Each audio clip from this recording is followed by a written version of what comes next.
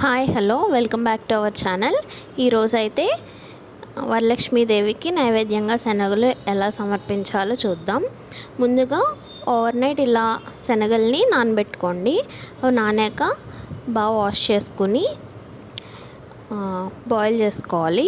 ఇలా బాయిల్ అయిన దాన్ని ఒక పక్కన తీసుకుని ఒక ప్యాన్ పెట్టుకుని 2 టేబుల్ స్పూన్స్ ఆయిల్ వేసి అందులో జీలకర్ర, ఆవాలు, ఎండుమిర్చి, కరివేపాకు వేసి ఆ బాయిల్ చేసిన శనగలు కూడా వేసి ఒకసారి బాగా ఫ్రై చేసుకోండి. అలా ఫ్రై అయిన దానిలో కొద్దిగా పసుపు, రుచికి తగినంత కారం, కొద్దిగా సాల్ట్ అయితే వేయండి.